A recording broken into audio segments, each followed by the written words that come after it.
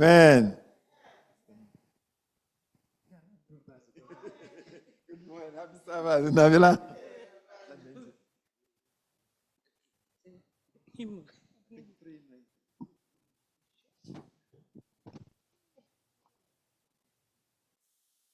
That was a beautiful one, Mara.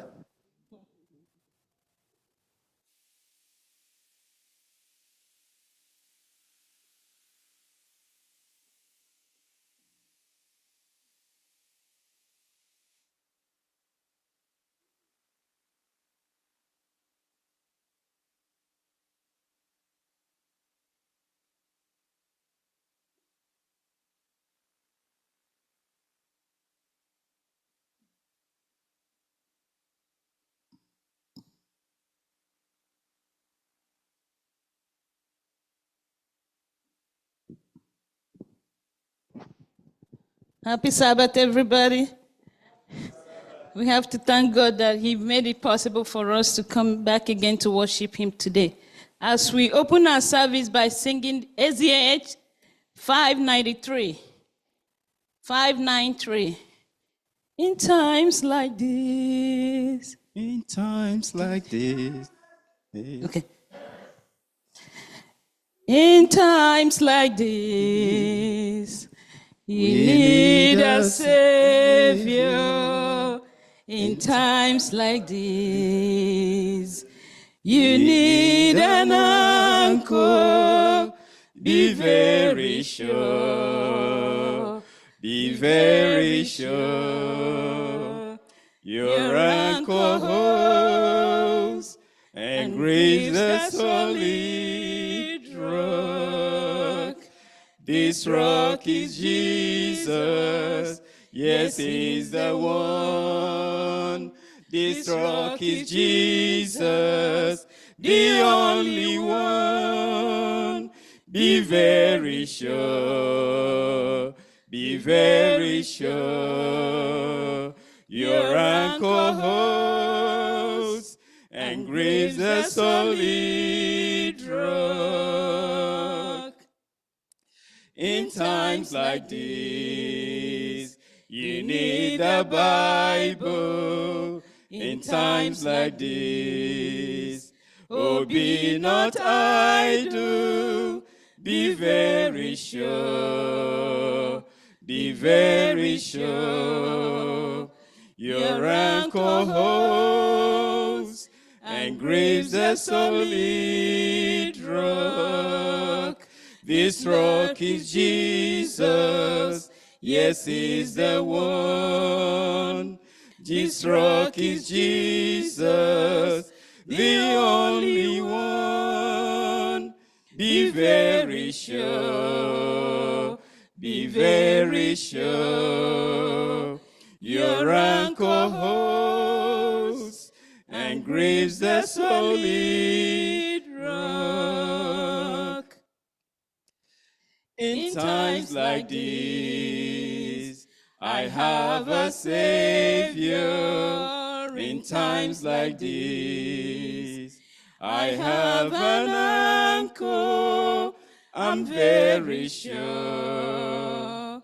I'm very sure. My anchor holds and grieves the solid rock. This rock is Jesus. Yes, He's the one. This rock is Jesus, the only one. I'm very sure. I'm very sure. My anchor holds and grieves the solid rock. Amen. Let us pray. Father, we thank you that in times like this, we need a strong anchor. We thank you that in times like this, we need to come and assemble and worship you. In times like this, Father, when we see the amount of injustice around us, we need to reevaluate ourselves and ask ourselves whether we are still in the faith. Thank you, Father, for bringing us here to worship you this morning. Thank you for your sons and daughters who are also online worshiping with us today. Thank you for your leading throughout this week. Thank you for the pain and challenges we went through. Thank you for the victories and blessings you showered upon us. In all this, Lord, we say, may glory and honor be unto you now and forevermore in Jesus' name. Father, we thank you that we have come into your presence. We pray, Lord, that you tabernacle with us. We pray that you accept our worship service today. We pray that you forgive our shortcomings and our sins, Heavenly Father. And we pray that you hear our prayers today in Jesus' name. Father, take control of our worship service this morning, our Sabbath school, and everything we are going to do. The lesson, oh Lord, may you speak to us today. May you teach us from above. May you give us listening ears. May we hear and answer our prayers today. In everything, we give you all honor and glory. Be thou exalted now and forevermore. In Jesus' mighty name I pray. Amen.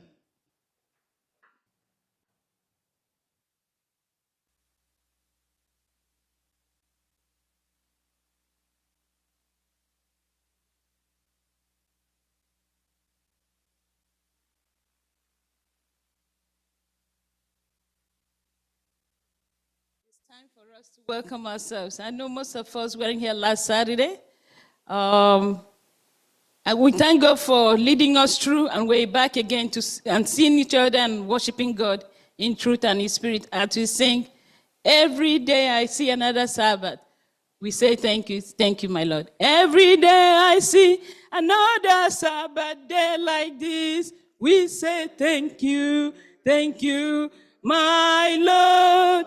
Thank you, my Lord. Any day I see another Sabbath day like this. We say thank you, my Lord. Thank you, my Lord. Another Sabbath day like this, we say thank you, my Lord. Thank you, my Lord. Anytime I see another Sabbath day like this, we say thank you, my Lord. Thank you, my Lord. Anytime I see another Sabbath day like this, we say thank you, my Lord. Thank you, my Lord. Anytime I see another Sabbath day like this, we say thank you, my Lord. Amen.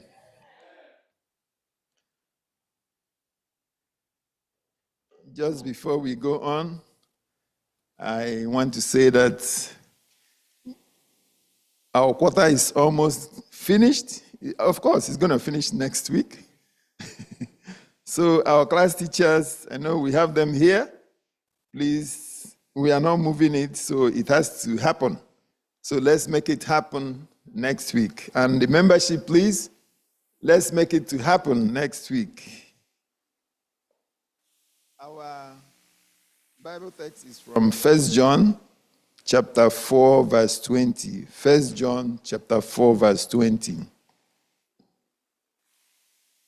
It says, if anyone says, I love God, and hates his brother or sister,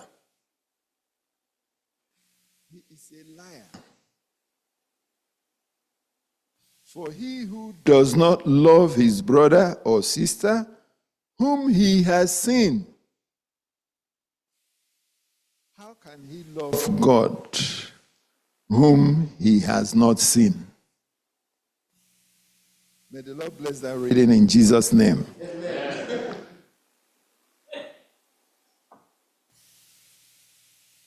Our lesson this morning, lesson 12, just to give a short introduction to it, will be based on love and justice. Will also be based on injustice. Injustice or bogere. What is injustice? Is love the opposite of justice, or justice the opposite of love? Around you, just look around you. Within you, beside you, do you see elements of injustice? There was a lesson we studied last time, and it was highlighting on something that God hates so much. If there is something that God hates so much, you yourself in particular, myself, what is it that I hate so much? This morning, let us participate, contribute, break this lesson down, bring it home, so that we can benefit from it. Let's pray before we go into our lesson. Father, we invite your divine presence now. We pray that you shower us with your Holy Spirit so that we can understand this lesson today. Give us listening ears and use your lady servant who is going to moderate this lesson. Speak through her, and may we be able to understand, assimilate, and make decisions to practice what you want us to do. And may we be able to do it correctly to your own honor and glory, so that your blessing will abide with us now and forevermore. In Jesus' name I pray. Amen.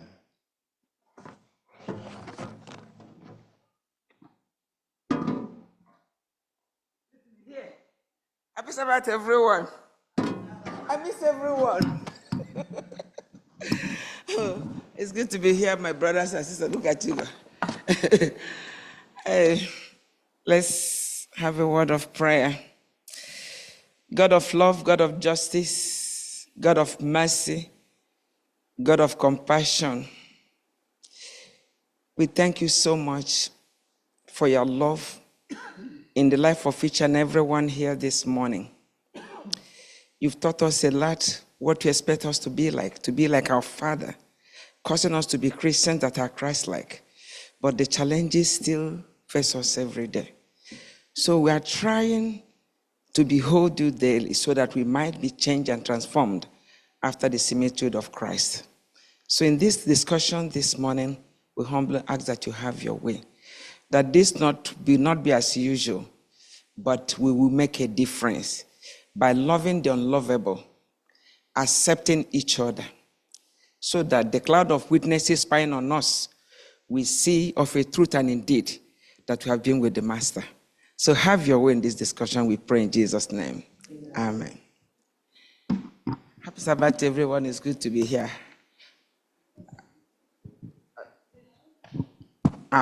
Thank you so much. So in this quarter, the first quarter in this year 2025, we have really exhausted the lesson on God's love and justice. So today is the 12th lesson, and everyone here have studied this lesson at least 4 times in your lifetime. But the problem is not the study, the problem is the doing part. The doing part. So let's take a look as we discuss. The lesson is captioned, Love and Justice, the 2 greatest commandments. Off the back, without looking anywhere, the scripture already told us that God is love. Everybody knows that God is love, and he abides in his love, manifested on Calvary when he gave Jesus Christ. So the character of God from the beginning to forever is love. That's who God is. God is love. I want us to look at a few scriptures as our background before we go. Can someone get Isaiah 61:8, John 9:24, and Psalm 85:10? Let's use it as a backdrop. Isaiah 61:8, if you have it, can you read, please? 61:8 of Isaiah.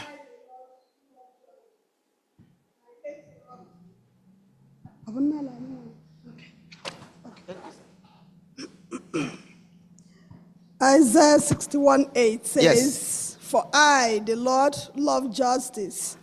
I hate robbery for burnt offering. I will direct their work in truth and will make with them an everlasting covenant. Amen. So our Father loves justice. and we are made in his image, so he wants us to be just. Number one, who has the next scripture? What's the next one? John 9:24. Yes, sir. So they again called the man who was blind and said to him, give God the glory. We know that this man is a sinner. Is that Jeremiah 9? John, I think I took the. Can you check Jeremiah 9:24, sir? 9:24. Yes, sir. Jeremiah, please. Oh, Jeremiah. Okay. Yes. I think it should be Jeremiah 9:24. Talking about how God is going to.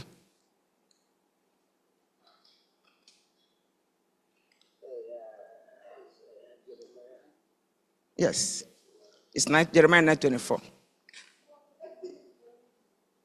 But let him who glories glory in this, that he understands and knows me, that I am the Lord, exercising loving kindness, judgment, and righteousness in the earth.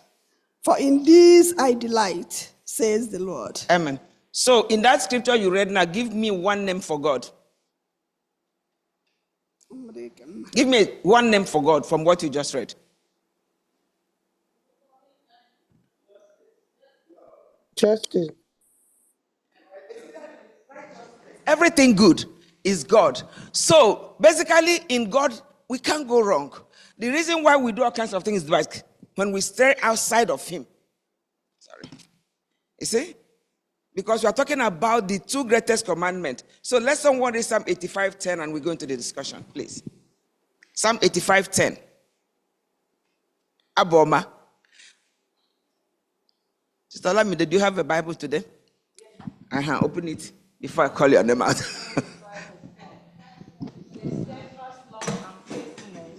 Meet. Oh, sorry. Steadfast love and faithfulness meet. Righteousness and peace kiss each other. Okay. So, church, everyone here, that happened at Calvary. Everything that God is happened on Calvary. So let's go to the lesson now and do a brief discussion. So, the memory text is from the book of 1 John. It's an epistle. 1 John, the chapter is 4, the verse is 20. If someone says, I love God, and hates his brother, and I add, or his sister, he or she is a liar. Why? For he who does not love his brother, whom he has seen, how can he love God, whom he has not seen? So let me give you a story to this. There is this young man that saw a single mother, and he started buying her stuff and telling her how he loved her, want to marry her, and then the girl thought that the guy was serious. So they married. You know what happened? 2 weeks into the marriage, this young lady goes to work, and this wicked young man takes the only son she has to the basement and suffocated him. But all along he has been preaching what? Love. Is that love? It's not. It's not. So God is saying, how can you love me, your creator, and you hate your brother? Do you know we hate our brother sometimes and hate our sister? Sometimes we hate our wife, hate our sister-in-law, our brother-in-law. Listen, this lesson is a call for action for us to change. If there is a situation in the family, we are not in heaven yet. Let's talk about it and fix things up and move on. We are going to heaven, the beautiful home above. Amen. Things will happen. We will step on each other. But let's talk about it and move on. My own, if you step on me, I don't know where to start. You know what I do? I have the 21 days of mourning. I will just be going. I don't know. I still love you. But why did she do that? That's what's running in my head. But I noticed that as I grow older, the days... As I grow older, the days began to reduce. So I don't care anymore now. I don't care. I don't care. If this one, she's always on me. I will say, Madam, can I get some vegetable? And this is how them I look. What I say, listen to me. Let me get the vegetable before the discussion. And that's what it is. So how can we love God, come to church, have offices, and hate each other for things that have no meaning at all? Things that doesn't make sense. And the Bible said there is a cloud of witnesses spying on us every day. Every day. So that's what this is about. So though we have confidence that God will make all things right in the end. Yes, that's a sure end. It still matters what we do as Christians. And let me stop here. Because I don't like this. It's giving me trouble. No, it's coming back and forth. So, Christian, the first time that the disciples of Christ were called Christians, you know why they call them Christians? That their behavior changed and they start acting like Christ. So the people watching them and said, these people are acting like the way of their master. They are Christians. So the religion of Christianity is nothing but Christ-likeness. That's my grammar. I don't know if it is correct. Chigo has all too many degrees. Christ-likeness. Now, if my conduct to my sister, my brother, does not reflect Christ, then I'm a liar and a thief. This is simple. This is not about nobody's teaching this. This is something that we know. The Lord in 2025 is calling us to a life of application. That's what I got from here. For 13 weeks, talking about love. God of love and God of justice. You know why? Because love and justice, they're like this. They're pari passu. You can't separate them. If you love somebody, how can you harm somebody whom you love? How can you hurt the person? Look at this. Yes, Jesus is coming, but it's nothing we can do now. There is something we can do in the marketplace, in the job. In fact, there is a lot of things we should do in the family. Let's talk about ourselves. Both the immediate and the extended. That's what it is. That's what this is. Look at it. We're waiting, but the here and now. Do in the here and now. Though there may be many injustices and evils that God will not now eradicate because of the parameters of the cosmic conflict.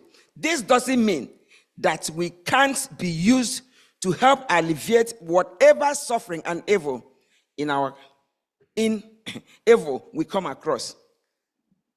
You know, everybody here in this church, even the ones that have these empty pews, they know somebody that needs their help, either in the village or on the job. I have a patient last night,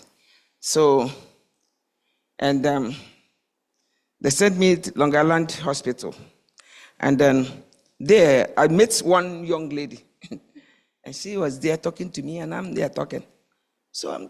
And she's talking, and I'm looking at her. And every time here is my boyfriend did this and my boyfriend did that. I got sick and tired of the boyfriend business. Because this is 1 o'clock in the morning. You're talking to me about boyfriend? I said, Mama, how old are you? I'm 33, almost 34. Where is your husband? None. Where are your children? Well, I don't want to have children until I finish my PhD. I said, seriously, at 34, she said, it's okay. I said, where is your mother? I intruded, I'm intrusive. So I queried her. I said, Mama, you see all that thing you're doing? I just gave her a bit of my mind. She said, can I have your number? Because I need someone to talk sense into me. I just feel like I don't have sense. I talked to her. She said that she just felt that she had no sense. I said, you don't have sense. I told her, yes, you don't have no sense. I told her, she said, you don't have no sense. Look at your priority. You're 34 years. So how many years is it going to add it up? Add it up. By the time the doctor will say the eggs are dead and this and that. There has to be. What I'm trying to say is that believe everyone here knows somebody that needs our shoulder to lean on. Beginning from our immediate. I told you guys the story of my sister. My sister, when she was in Lagos, did something to me. She was supplying things to the bank. And my sister supplied a whole bunch of material to the banks. And there was a lot of leftover. So she sent it to Africa. And my mother, my mother is always mother. My mother packed some and sent to me. I don't know what the nonsense I had my sister. I said, my sister said that. I stopped talking to her. I stopped giving her things. So one day God said, preacher, go and bless your sister. So I went and got a suitcase. I buy everything. And filled up the suitcase I sent to my sister. My sister cried for 4 days. She cried for 4 days. She said, this is only the mother can do this. I said, God told me to bless you because I don't want to talk to you. I don't like the way what you said to me. And the thing is 100 years ago. Who was killing herself? Me. And my sister loved me like anything else. There has to be something this is what it is that we need to fix. So, I'm not the judge or anything, but let's pray about it. That's why we're here this morning. Look at it. As we have seen, love and justice, they go together. If you love somebody, you can't hurt the person. And if you make an honest mistake, you're quick to apologize. The Seventh-day Adventist Church, let me remove the mic. Okay. Sometimes we don't show love. That's the truth. And you can even sometimes sense it in the air. So, what is this about? God wants us to change. Banwe, Igbo language. Change. To love each other. Loving the unlovable. The love and justice, the two greatest commandments. If we want to see Jesus, we have to be more loving. We have to be Christians that are not compromised, not conformed, change and transformed, and become Christ-like in our words and conduct. I told them on the prayer line, I said, I don't know how you guys understand the scripture, but I don't make too much apology for these things. So God said in Peter, let's bring it home, that we are a royal priesthood, a people of God, a people that God has called out from darkness to light. And here's it, to declare the praises of him that called us out. So, my sister, I told them, I said, listen to this. If I'm a priest and you're a priest, priests don't dress anyhow. You see, a priest has a peculiar way. It's a very distinguished position that when you see a priest, oh, good morning, sir. A priest don't go in public and act stupid. A priest knows that he or she stands in the office of the triune God. A priest don't talk blah, blah, blah.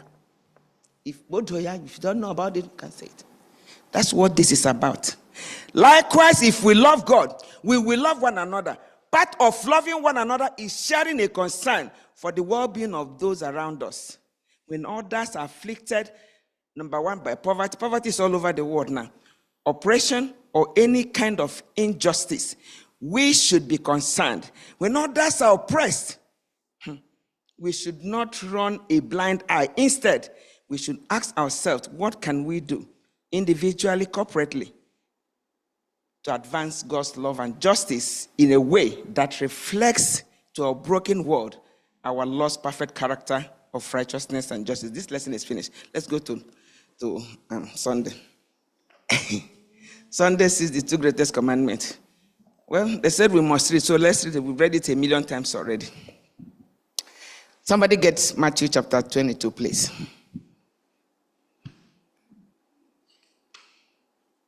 Let's talk about 22:34 to 40. But when the Pharisees heard that he had silenced the Sadducees, they gathered together. And one of them, a lawyer, asked him a question to test him. Teacher, which is the great commandment in the law? And he said to him, you shall love the Lord your God with all your heart and with all your soul and with all your mind. 38.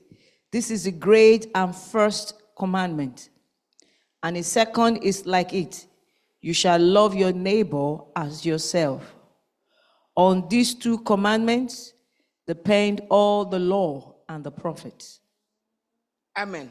Amen. So if Jesus was coming by 5 p.m. today, and we want to, because we need it so bad, see him when he comes and then be translated, what should we do? Because this scripture now told us what to do. We have to love God, and it shows in the love of our neighbor. Our neighbor is any human being next to us. Doesn't have to be from Mumakatawam. Mama, don't kill me. Our neighbor is anybody, anywhere next to us. Are you from Mumakatawam? Okay, sorry. Our neighbor is anybody next to us. That is the greatest thing. Listen, we live in New York. Think of them know how many millions of people. But me, I talk a lot. And you talk to people, you see how lonely. If you go 10 minutes on this street, 10 minutes, you will see that people are lonely. Some people with money, very lonely. Some people don't have anybody to call them, talk to them. Very lonely. So what is the job of the church? Is to go and locate them and tell them we are here for you. How can we help? I got through so much in my life that God increased. I'm very discerning, but I became too sensitive to need. That when I'm walking on this side and someone across is going to something, and whatever current that's just, I'm going, how can I help you? He said, who told you? One day I met one. The guy he said, I'm just coming from the jail. I didn't know. And he cried and cried and cried. I said, oh my God, what am I going to do? He said, how did you know? I just needed somebody to talk to me. Coming from jail. And it's a long story. There are millions of people like that. There is no way we can go 7 days, 1 week, and come here and sit down without impacting the life of a child of God. We all matter to God. Justice, mercy, and love, the keys at Calvary. And even now it's made available. But some people, we never experience it. God is counting on us. And the greatest assignment given to humanity is that God has called us to be co-laborers with Him. The degree is good. Every other thing is good. But I'm telling you that we fallen human beings, that's why when we sing our redemption song, angels will fold their wings. This is the highest office. The greatest is to love. Look at Matthew 19. Let's do Matthew 61. I don't even have to. I wrote a whole bunch of things. Okay, let me read Isaiah. Why somebody gets Matthew 19? Look at Isaiah 1:17. It says this. Oh God. Okay. That's what it says. Learn to do good. Seek justice. You have to look for where to do right. Seek justice. Rebuke the oppressor. Defend the fatherless. Plead for the widow. Some people are specialists. They go and take the widow's land and do all kinds of wickedness. It's happening around us. You know what? The crying part of it is that sometimes it's our church members. Not people here. I'm telling you. I'm from Umeze. Telling you. It will amaze you to know that sometimes it's some of us. And now, in this generation, you think pastor can come here and say, oh, I just heard that you stole. No, because you know what? They're afraid of us. They're afraid of our dollar power. They're afraid of our degrees. They're afraid we will leave and go somewhere else. So, this is why it says that the laity will finish the work. Because before Okesen became a pastor, Okesen was our brother first. What makes you think that he knows everything because he went to Aswa? What makes us think that he can address everything? Because he went and did 4 years or 10 or many years from. No. God is calling us. Learn to do good. Defend the defenseless. Be my hand. That's what this means. Be my feet. Speak on my behalf. Show them that I'm their God. I can do better, good for them. That's what. Who has Matthew 19? And we move. Matthew 19:16-23 says, and behold, a man came up to him, saying, Teacher, what good deed must I do to have eternal life? Yes. Go ahead. And he said to him, why do you ask me about what is good? There is only one who is good. If you will enter life, keep the commandments. He said to him, which ones? And Jesus said, you shall not murder, you shall not commit adultery, you shall not steal, you shall not bear false witness.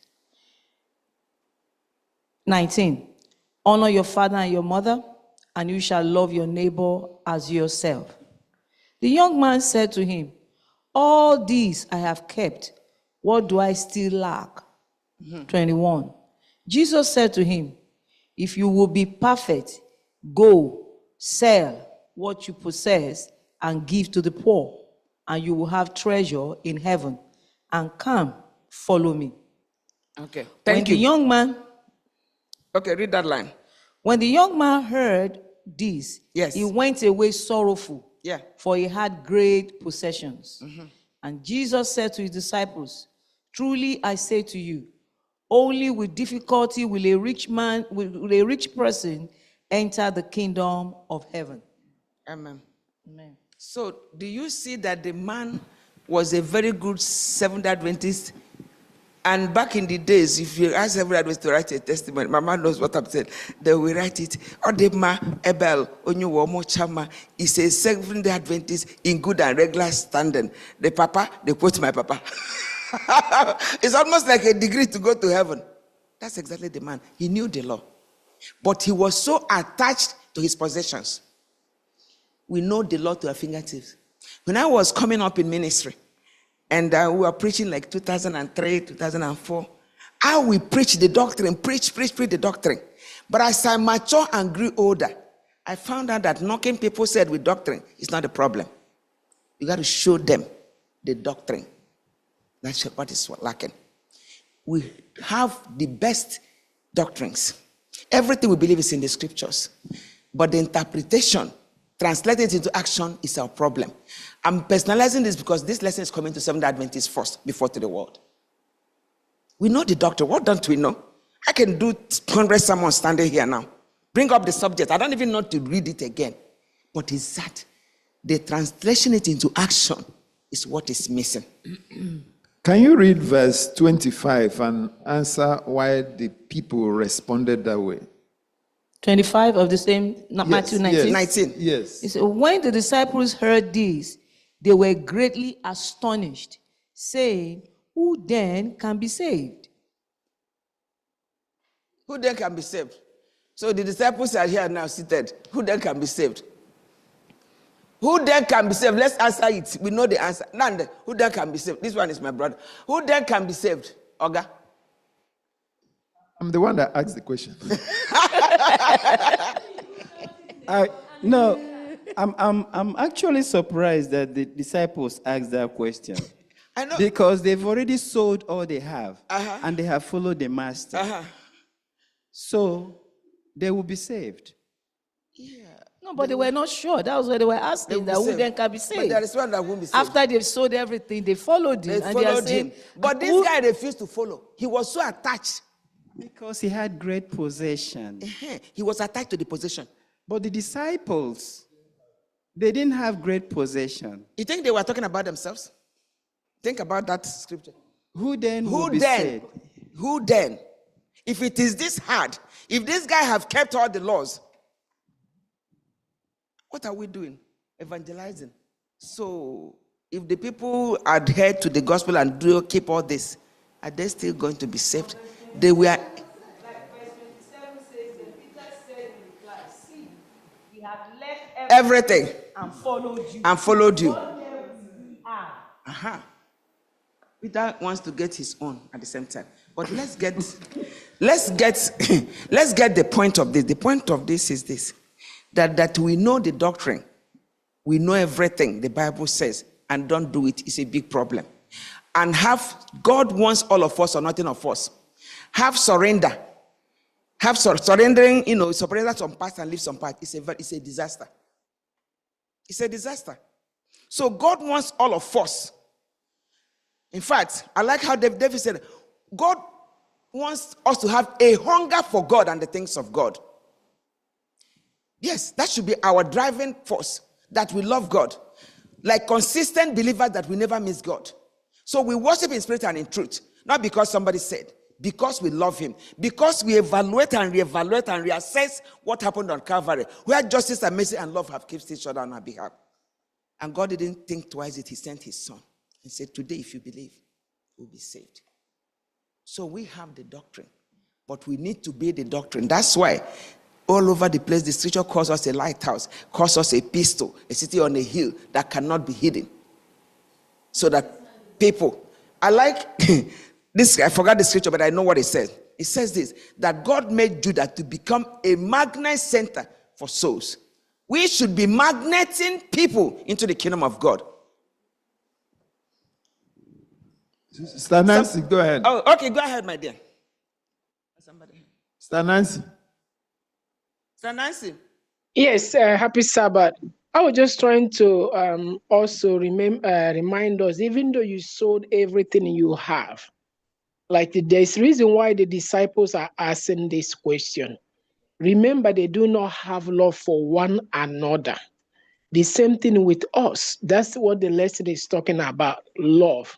You can sell everything you have, But if without that charity, without that love, all that we're doing is what? Nothing. So that's why they ask, can anyone be saved? Because let's remember there were quarrels between them. There was no love. And Christ is trying to remind all of us, you can sail and follow Christ, know all the doctrine without the same love. All that we are doing here is in vain.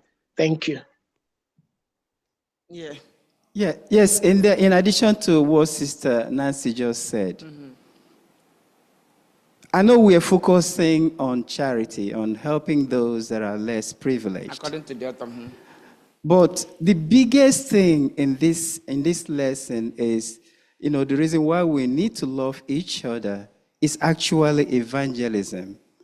Because Christ said, by doing this, they will know that you are my disciples. See, if we don't love each other, we have actually missed the mark of evangelizing to the whole world. We live in a world today where two members of a church will even be quarreling in an outside organization. They'll be fighting out there. So you do not see that love. There is no evangelism wherever you find yourself, because they see two of you as actually enemies, even though you come to the same church every Saturday.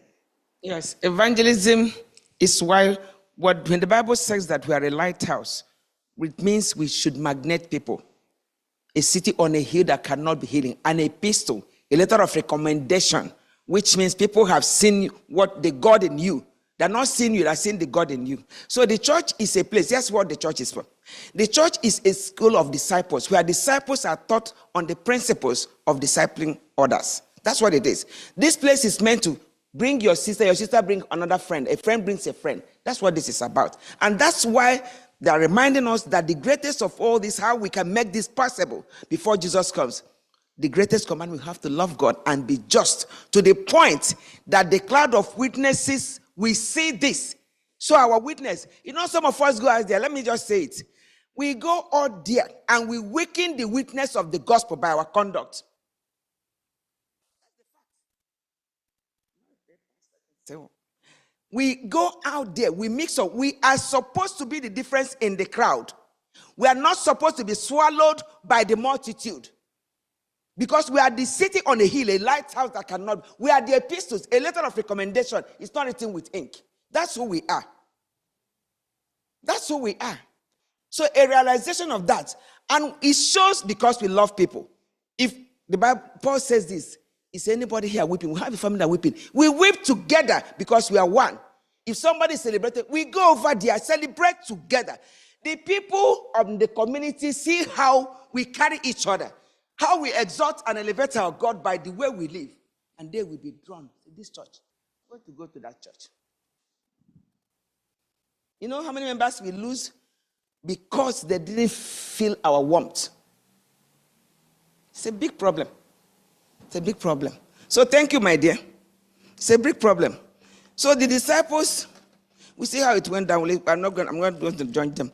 But at least we apart from one that made it obvious. So let's move on. So Isaiah is calling us to love one another. Help the helpless. Do that. Chigo, when the charity work, right? Charity work is much more than that. Because if people are hungry and you give them food, they listen to the message. But if you don't give them the food, they will say, these people, they talk too much and we are hungry here. Let's go to the two greatest sins. What are the two greatest sins? Let's look at the scriptures in the book of Psalms 135. And we go to Zechariah 9. Who has that? Let's read it. We already started. Yes.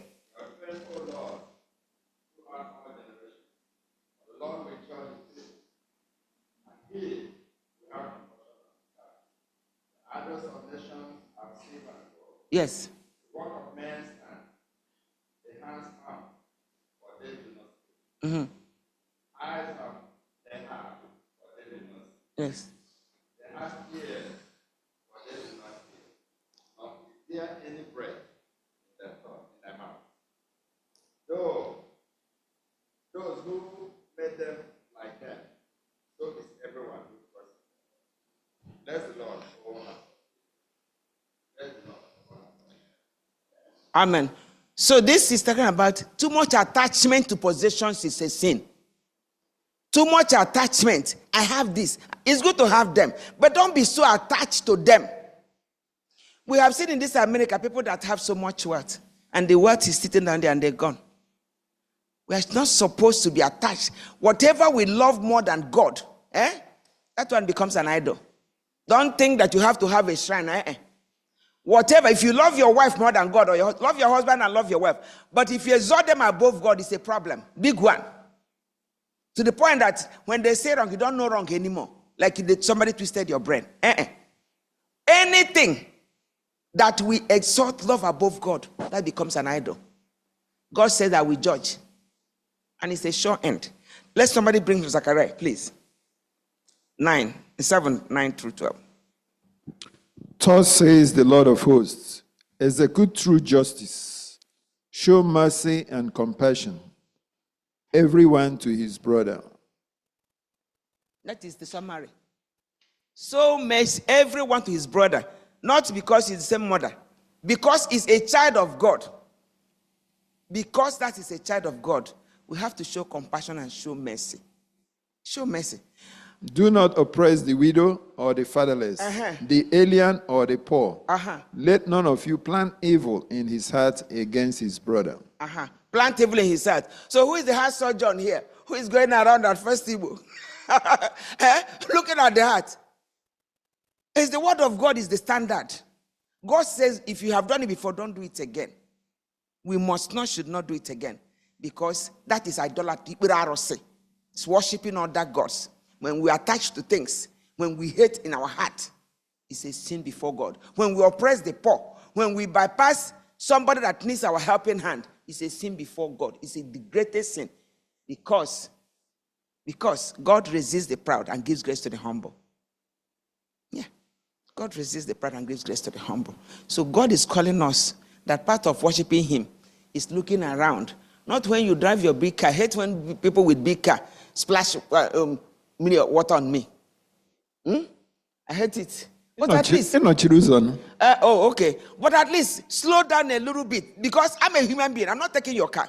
But they go, splash it all over the place. Poor people. And some of them, they bring their head out and throw some wicked words.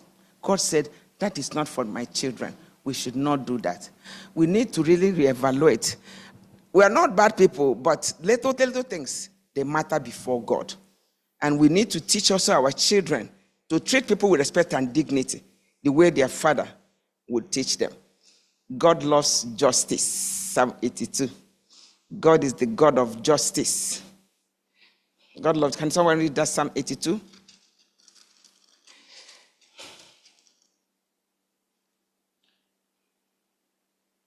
I love Psalm 82. God stands in the congregation of the mighty. Yes. He judges among the gods. How long will you judge unjustly and show partiality to the wicked? Defend the poor and the fatherless. Do justice to the afflicted and needy. Deliver the poor and needy. Free them from the hands of the wicked. Amen. So, no sin goes unpunished. The eyes of God goes as far as it can go, everywhere. David said that God neither sleep nor slumber. So, if I don't like you and they want to come against you, my job there is to say, even though she doesn't like me, she didn't do this. You understand? But sometimes it's difficult for us to do those things. Even though, forget the relationship and stand for God. Deliver the oppressed. Don't join the wicked to do wicked. We see now in Nigeria. Years ago, they made politics. And I see some people, nurses with a good career. You know why they went to Nigeria? They went to steal the money and become governors and directors and all kinds of crap over there. And got money overnight. Is that what they should do? Stay your post, let another person take. No. You want all in the family so that it's rotating like this. That's wrong. We see people that is qualified for promotion. We sit on their pay document and slide in our own. It's happening. It's happening. You see somebody you don't like. In the days of my father, they post you to Bulangu. If you don't respect the president, you go to Bulangu with a bicycle. You go to Bulangu. They post you over there. Over there. But if you are attached and the servant, the yes sir of the president, you stay in Abba headquarters. I'm talking in the church. If you don't respect the movers and shakers, your job is to go to Bulangu, where you will ride the bicycle on a hill and carry your wife at the back. But if you're yes sir, yes ma'am, mama, this, leave at Abba headquarters so that you'll be getting free ogo from Ndum's issue. That's wrong. God said, don't do that. Don't do that. We need to speak for God. We are the mouthpiece of God. We are at the hand and the feet of Jesus extended. That's what the church is about. A city on a hill is a lighthouse. Go to Wednesday. God has called us to establish justice. Justice in the community. Do you know that before, Mama, you don't have to tell people that this person is a Seventh Adventist. Everybody that happens people know you are a Seventh Adventist. Is it not true, Mama? Before the war in Nigeria, do you have to explain that? He said, no. They called you. I mean, it was a different story. But now, Jesus Christ, things have changed, but it's a shame. Before, you have to walk on feet, one shoe. Then you get a bicycle. When you get a motorbike, then weight is coming. These ones, they will put them. What's virgin? 9 children. One voice virgin. One voice, and everybody's happy, praising God. Everything, the church bell came, everybody go there. But now, the pastor, and I know they don't pay them, the pastor has the biggest car and the biggest, God bless the pastors. I'm not taking your job. The biggest car and the biggest house. And nobody say anything. It's called lukewarm. Sister White says that there are some sleeping preachers preaching to sleeping people. And Andrew say, we say they dress up so good. They have the mic like myself. If you want the mic, you take like myself. And they stand there and they don't know what they are doing. You can't even feel the presence of God. That's wrong. God is calling us to a life of sanctity. To be an epistle, example, to reflect our Father. It's a serious thing. It's a serious thing. We need to change. We need to change. When I come to America, I didn't thought things were just different.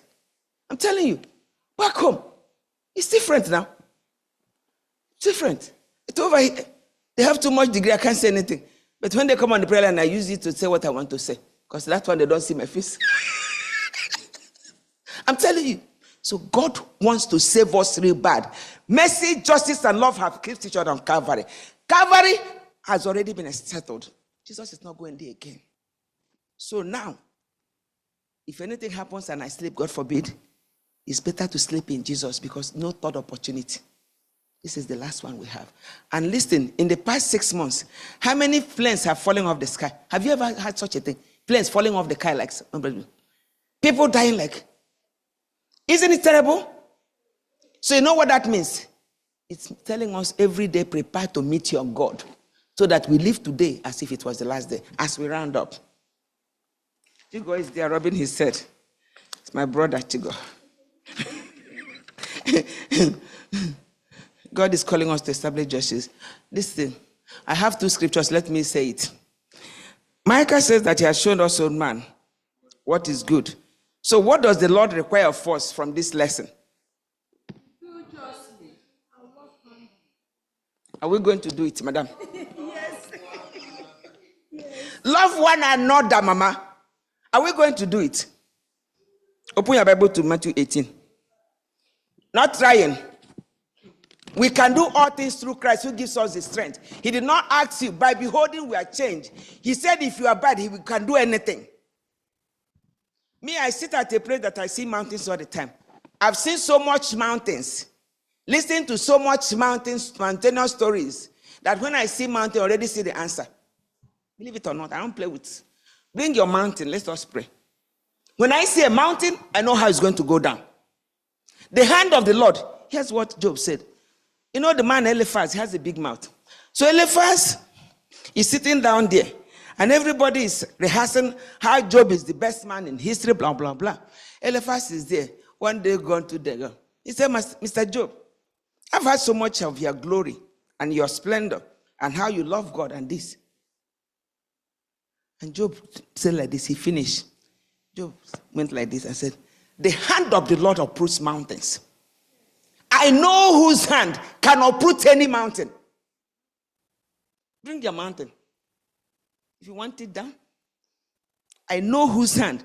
The hand of the Lord uprooted that mountain and ushered him into a place of total recovery, that his latter end was more glorious. For what he went through, God gave him triple, 1,000 times more.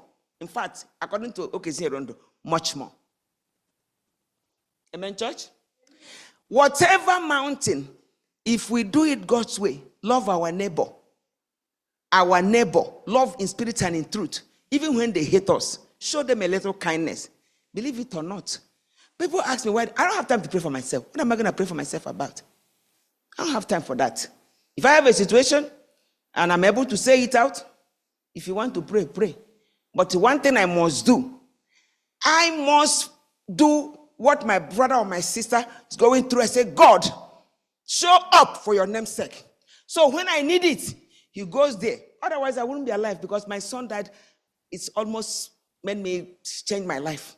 But God, I can sense the prayers of the saints. And that's why I'm still alive. Because I waited for that young for 16 years.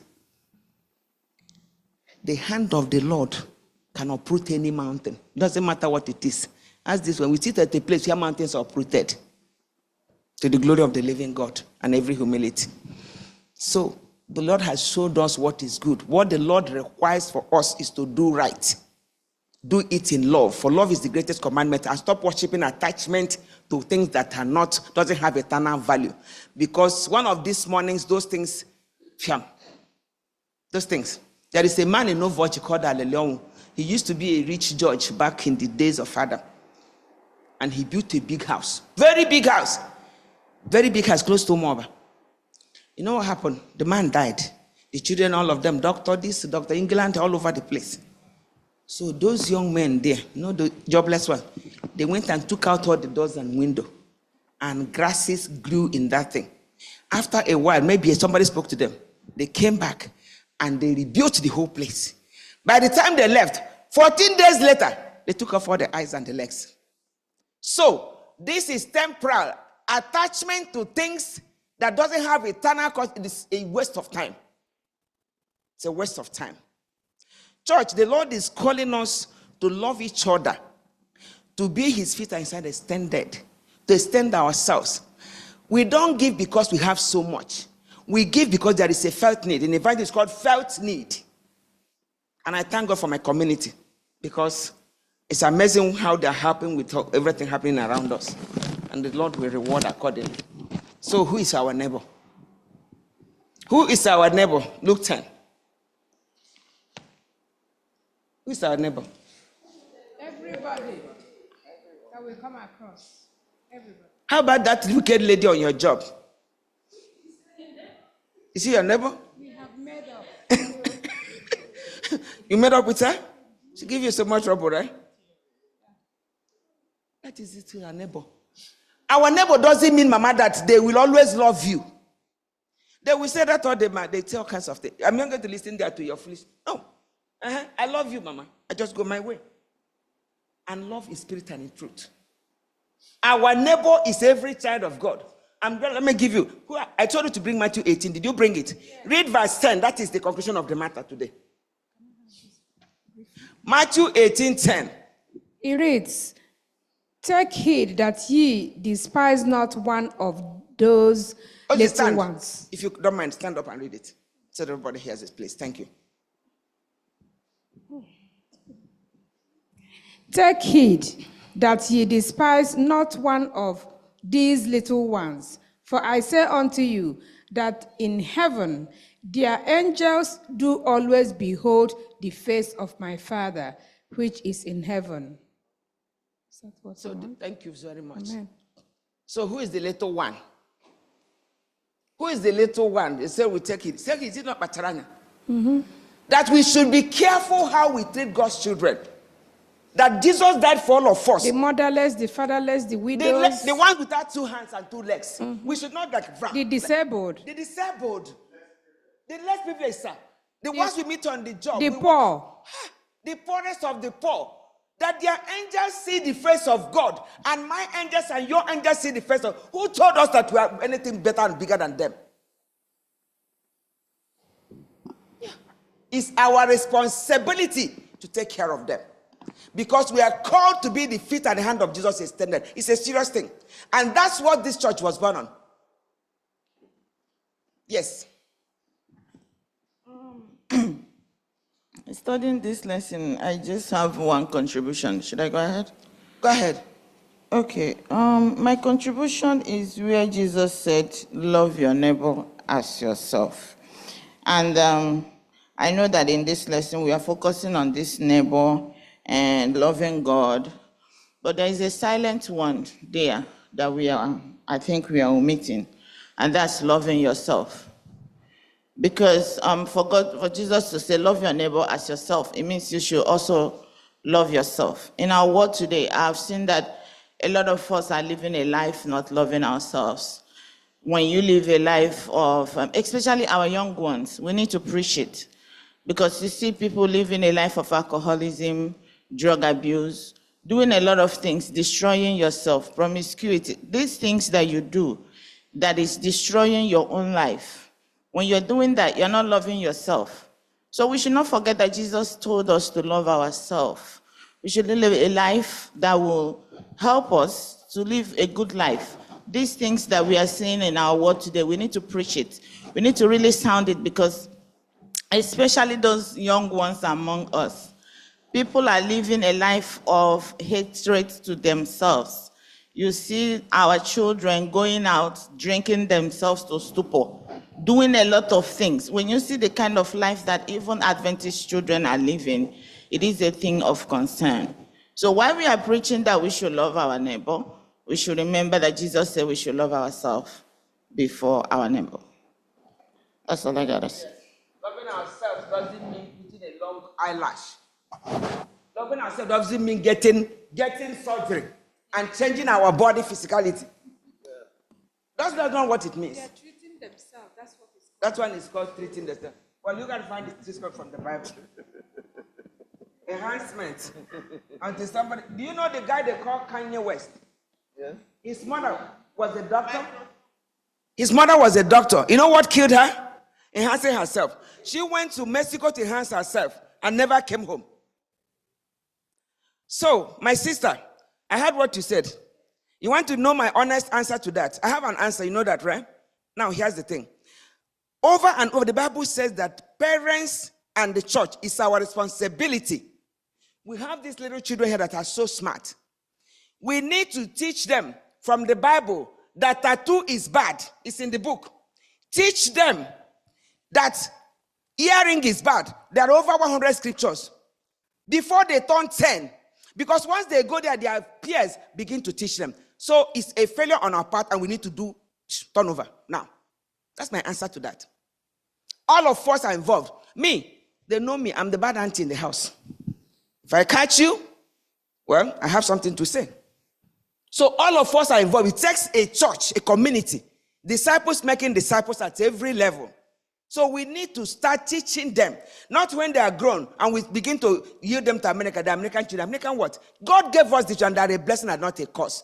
That's why when I get the opportunity to stay here, I make sure I have some time with them. I make sure I have spent some time with them. That's what we should do. Thank you for that. So, yes, ma'am.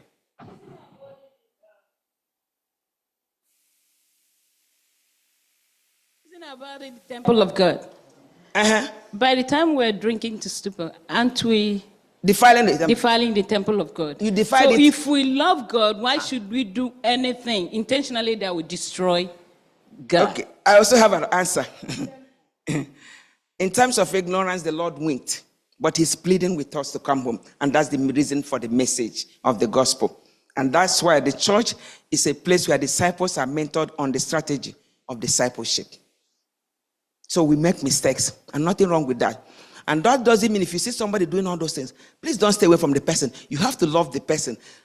Render your shoulder, the person to lean on their shoulder. People will make mistakes, but they're not mistakes. Because there is a cosmic conflict going on. The devil doesn't play, you know that. So, as we conclude this morning, if the angel, you have something, okay, madam. Drugs, taking, drinking to stupor. Can you stand, please? Thank you very much. The children that are drinking, what we're learning is love. Even sometimes, as parents, yes, we don't really show love to our children. And that's why they look for this outside. If we can, from my own perspective, yes, to show more love. I don't know, maybe one of the messages that were in the Sabbath school, somebody said something that we need to give more attention to our children so that they can open up to us. We need to be their friends. We need to be closer to them. Yeah. Some of them go out because they are being received outside. True. And the people that receive them are those that are doing bad stuff. For us that we claim to be Christians, we're not just going to be Christians by mouth, but by what we do for them to be able to see. And then we don't, and also we do not condemn them. We don't judge them. If they are doing bad stuff, that's when we should show more love to bring them back home. Okay. And not just our kids, even for those that we call our neighbors as well. Okay. Because we are very quick to judge as Christians. Thank you. Again, the Bible says that in times of ignorance, the Lord winked. So, it's not what you say, it's how you say it. Hostility will not amount to anything. But you can speak the truth in love according to the word of God. And that will make a whole bunch of difference. Definitely say what you want to say as we round up. Good morning, my people. Yes. One thing is sure, if you don't love yourself, you cannot love another person. Again, the problem of addiction. Addiction is a disease. Rather than condemning them, like my sister just said, let's go on our knees. And it didn't start the day that they started drinking to stupor, as Nana said it, or that they started doing drugs. It started earlier than that. We are all focusing on making money, doing overtime, instead of taking care of our children. We haven't listened to them in the first place. We haven't given them attention. We haven't given them our love. It doesn't come in a vacuum. So you can't blame the children. If you start early, like the priests in the Catholic Church says, give me a child for the first 7 years. Yeah, I will go for that. And I'll give him back to you. He will remain a Catholic. If they try to patch up outside, trying to say they are converted, in their heart of hearts, they are still Catholics. I know what you mean. So, our people, this is not a question of, it's not an issue that we talk or discuss like this. Yes. We have to make time. There are so many things wrong. Yes.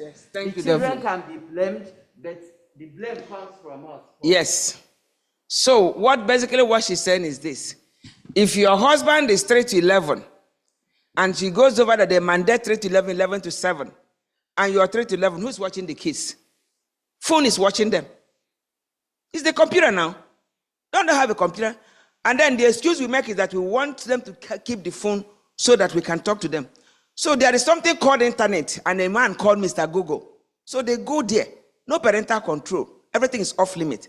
I can't begin here to tell you my experiences. You will cry all day long. I told the lady, because too much complaint, to bring the kids over. And they brought them for 4 days. Those kids are so smart. So at night now, I act like I'm snoring. I go like, krrr, krrr, krrr. So they think I'm sleeping. And they get under the comforter with the phone, right? So, and I go like, I leave them for 30 minutes. Then the light, bam, give me the phone. You know where they are? In Germany. They are in my house, but in Germany. So I took off the phone. 6 months, no phone for all of you. I'm that bad. I called their mother. I said, these kids, they will not have any phone for the next 6 months. That's the word that we are. So when you and your husband are doing and building big house, the biggest house to build is your children. Little is much when God is in it. We need to change. The lesson is coming from, it's a call for action. Let's not be the catalyst to destroy our own children and the next generation. Otherwise, God will hold us accountable. Remember, He has shown us, oh man, what is good. What does the Lord require of us? The little ones in our midst, their angels see the face of God, and so does our angel. May the Lord help us. And the change begins now by the mercies of God in Jesus' name. Amen.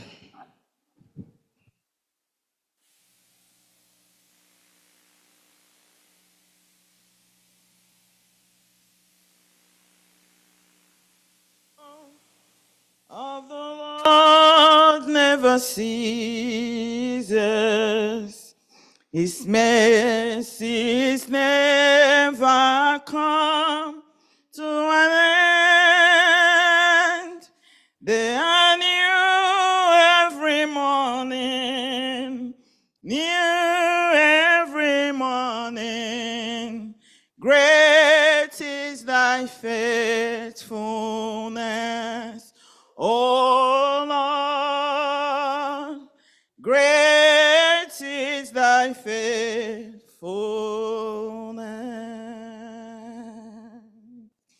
Amen. Thank you so much, Dodema.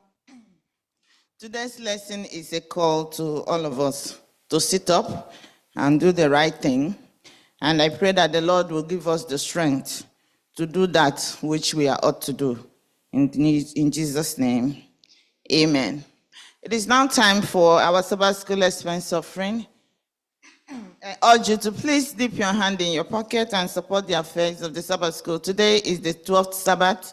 Next Sabbath is our 13th Sabbath. Please, as you are giving, remember that we use this offering to buy the pamphlet also and all other things that the Sabbath School requires to do. So I urge you to please give generously, and as you do that, I pray that the good Lord will continue to provide for you in the name of Jesus. We have our online giving platforms. Can you please display them? We have the Zelle account 929-777-1759. We also have the Adventist Giving app. For those of us who are online, you can also use any of these avenues. As you do that, may the Lord Almighty continue to be with you in Jesus' name. Great is thy faithfulness, O Lord. Great is thy faithfulness. The steadfast love of the Lord never ceases. His mercies never come to an end. They are new every morning, new every morning. Great is thy faithfulness, O Lord. Great is thy faithfulness. One more time. The steadfast love of my God never ceases. His mercies never come to an end. They are new every morning, new every morning. Great is thy faithfulness, O Lord. Great is thy faithfulness.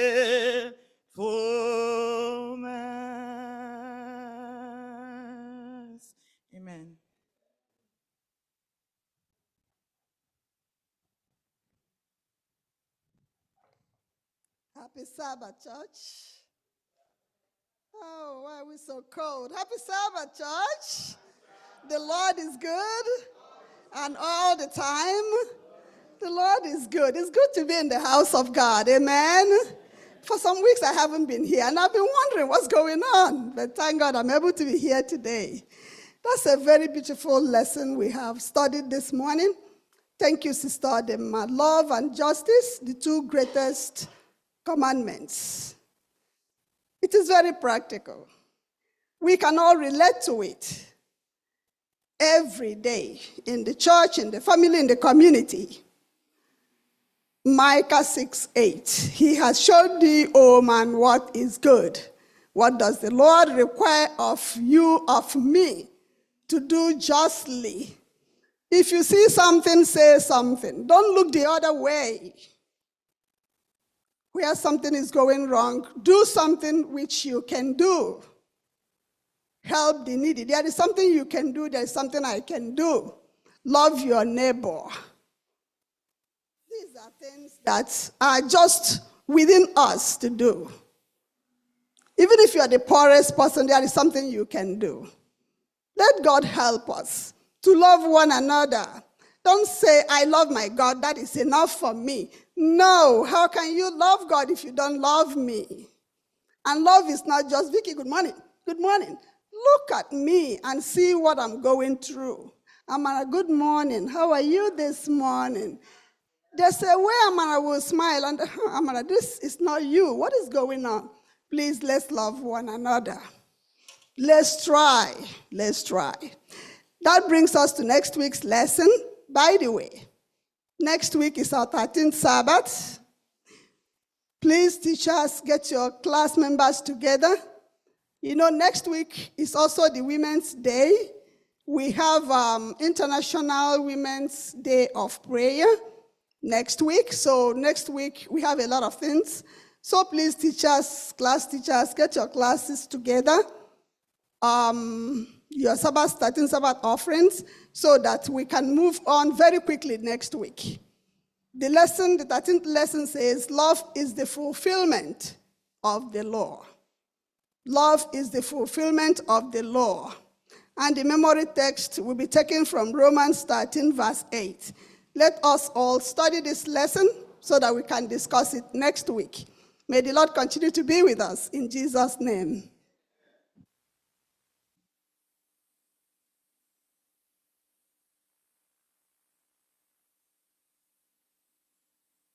All right. As we bring the Sabbath school to a close by singing from SDA age 534. SDA age 534, will your anchor hold in the storms of life? Will your anchor hold in the storms of life? Will your anchor hold in the storms of life? When the clouds unfold their wings of strife, when the strong tides lift and the cables shred, will your anchor drift off and remain? We have an anchor that keeps the soul steadfast and sure, while the billows roll. Fast into the rock which cannot move, grounded firm and deep in the Savior's love. It is safely moored to the storm we stand, for it is well secured by the Savior's hand, and the cables pass from his heart to mine, can defy the blast through strength divine. We have an anchor that keeps the soul steadfast and sure, while the billows roll. Fast into the rock which cannot move, grounded firm and deep in the Savior's love.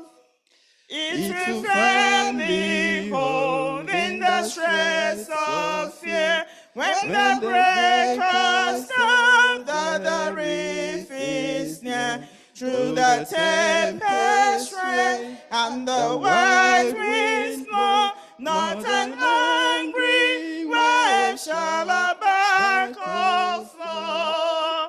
We have an anchor that keeps our soul steadfast and sure, while the billows roll, fast into the rock which cannot move, grounded firm and deep in the Savior's love.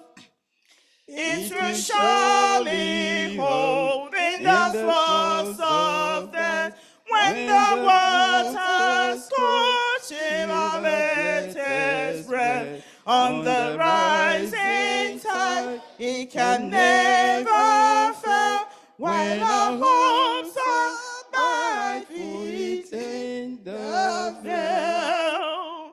We have an anchor that keeps the soul steadfast and sure while the billows roll, fast into the rock which cannot move, grounded firm and deep in the Savior's love. Fast into the rock which cannot move, grounded firm and deep in the Savior's love. When our eyes behold in the dawning light, shining gates of pearl, our harbor bright, we shall anchor fast to the heavenly shore, with the storms of past forevermore. We have an anchor that keeps our soul steadfast and sure, while the billows roll, fast into the rock which cannot move, grounded firm and deep in the Savior's love.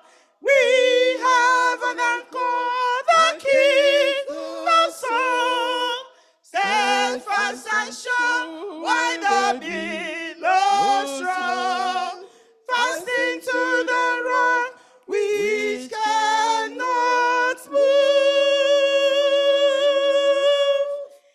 grounded firm and deep in the Savior's love. Amen. Let's pray. Our loving and gracious Father in heaven, Father, we thank you again for being with us today. We thank you for yet another Sabbath to come and tabernacle with you. We thank you for the lessons we've been learning recently. And we thank you for those people that brought this lesson. May thou continue to bless them. Yes, we have learned. Who is our neighbor? Our neighbor is whoever we come across with. Every day we learn this lesson, it comes from the other ear and goes through the other. Lord, we are asking for their guidance. We are asking for their mercy. We are asking for their grace. May we not, after learning these lessons, not be able to be seen in the heavenly kingdom. May you help us to love the unlovable, God. It is difficult, but we know we can help us to do that. Thank you for today. And as we go into the next session of our worship this morning, we continue to ask you for that indwelling of the Holy Spirit. As we go home today, may other people see that we and you have dined together. Bless and keep us. These and other blessings we ask for in Jesus' name. Amen.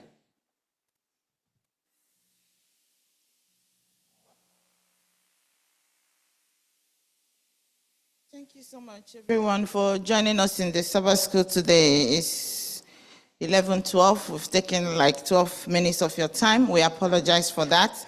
Next week, we will do better in Jesus' name. I urge you to please continue to study your lessons and also prepare for our 13th Sabbath next week. Teachers, like announced before, please get your class ready, because next week we have a lot of programs going on, so we won't be wasting a lot of time.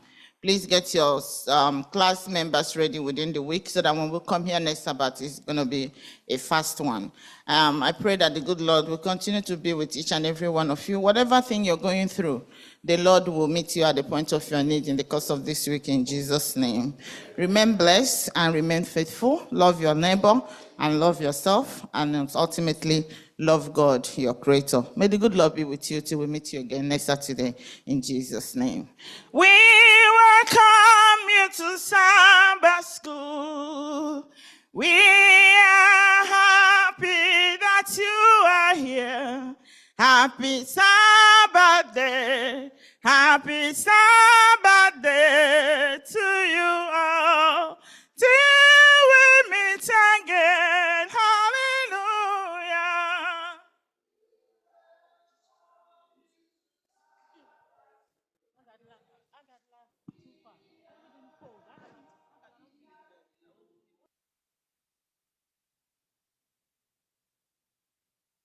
Happy Sabbath day to you all.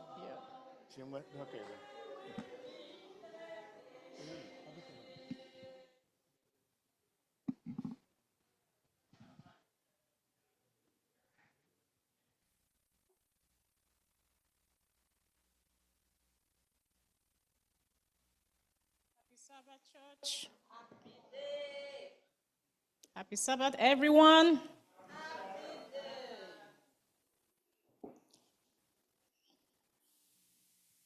Let us be in the mood of praise and worship as we wait on the divine service.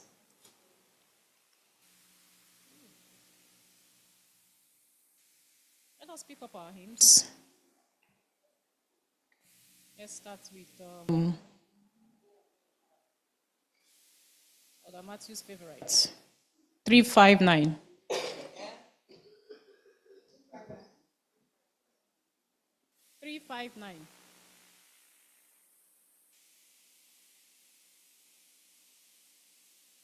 Hark the voice of Jesus calling, who will go and walk today? Hark the voice of Jesus calling, who will go and walk today? Fields are wide, the harvest waiting, who will bear the sheaves away? Loud and long the Master calleth, rich reward he offers free. Who will answer gladly, saying, here am I, O Lord, send me. If you cannot cross the ocean and the hidden lands explore, you can find the hidden era. You can help them at your door. If you cannot speak like angels, if you cannot preach like Paul, you can tell the love of Jesus. You can say he died for all. If you cannot be the watchman standing high on Zion's world, pointing out the path to heaven, offering life and peace to all. With your praise and with your bounties, you can do what heaven demands. You can be like faithful Aaron, holding up the prophet's hand, while the souls of men are dying, and the Master calls for you. Let none hear you idly saying, there is nothing I can do. Gladly take the task he gives you. Let his work your pleasure be. Answer quickly when he calleth. Here am I, O Lord, send me. Amen. Forgive my laughter, the kids are looking beautiful. A favorite song from this side. Okay. You know her song. I got 86. Let's try the 86. Oh Lord, how great thou art! How great thou art! Oh Lord, my. It's okay. When I in awesome wonder consider all thy works thy hands had made, I see the stars, I hear the rolling thunder, thy power throughout the universe displayed. Then sings my soul, then sings my soul, my Savior God, to thee. How great thou art, how great thou art, how great thou art, how great thou art. Then sings my soul, then sings my soul, my Savior God, to thee. How great thou art, how great thou art. When through the woods and forest glades I wander, I hear the birds sing sweetly in the trees. When I look down from lofty mountains' grandeur, I hear the brook and feel the gentle breeze. Then sings my soul, then sings my soul, my Savior God, to thee. How great thou art, how great thou art, how great thou art, how great thou art. Then sings my soul, then sings my soul, my Savior God, to thee. How great thou art, how great thou art, how great thou art.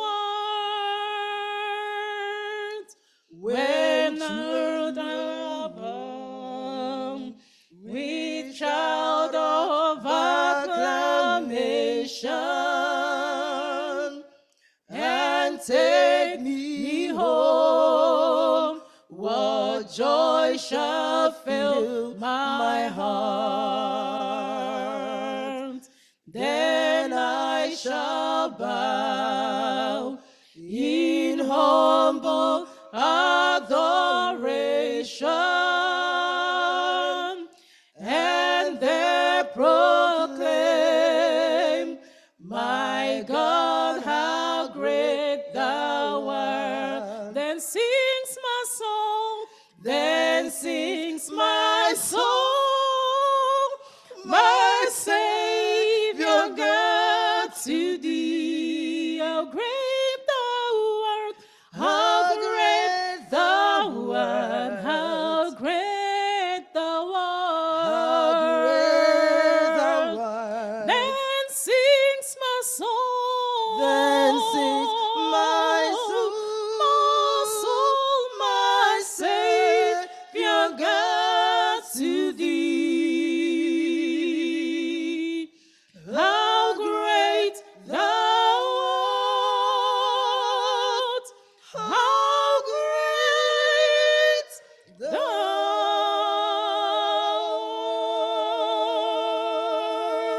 art.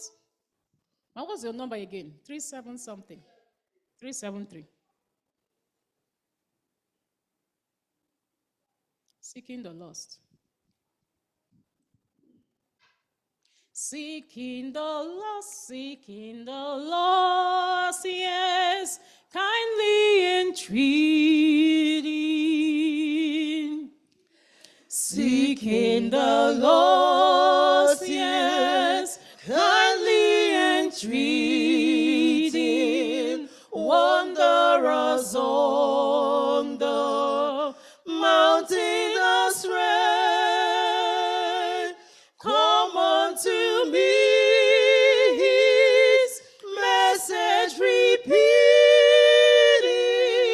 words of the Master speaking today. Going afar, going afar,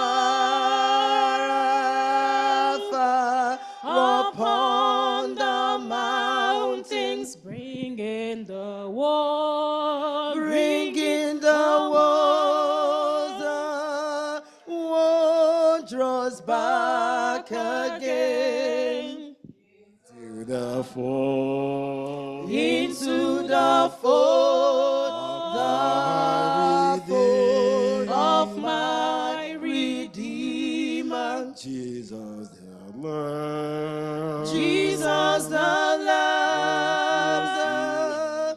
Lamb for sinners slain, seeking the lost and pointing to Jesus, souls that are weak and hearts that are sore, leading them forth in ways of salvation, pointing the lost to life evermore. In the fall. Going afar, afar upon the mountains, bringing the word, bringing the word, the wondrous back again into the fold, into the fold, the fold of my Redeemer, Jesus the Lamb, Jesus the Lamb for sinners slain. So I will go on missions of mercy, following Christ from day unto day, leading the fountain, raising the fallen, pointing the lost to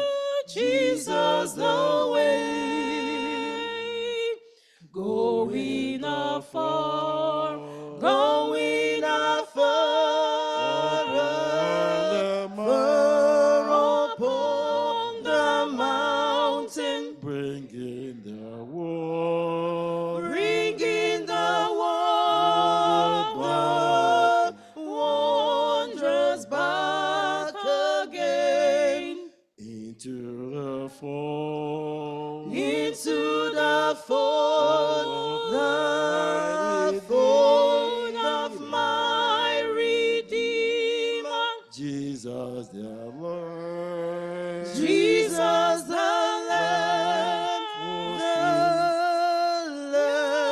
for sinners slain. Amen.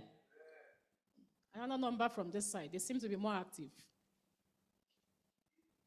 625. I'm coming for you. Be ready. Higher ground.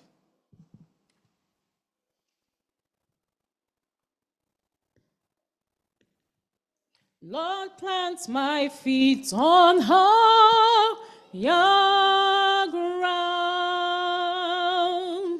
I'm pressing on the upward way.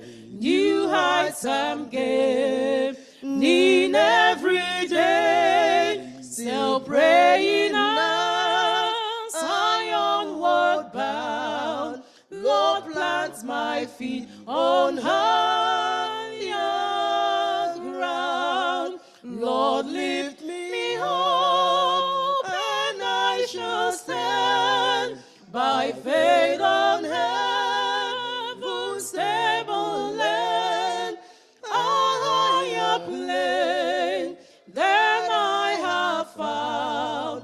Lord, plant my feet on higher ground. My heart has no desire to stay where doubts arise and fears dismay, though some may dwell where these are bound.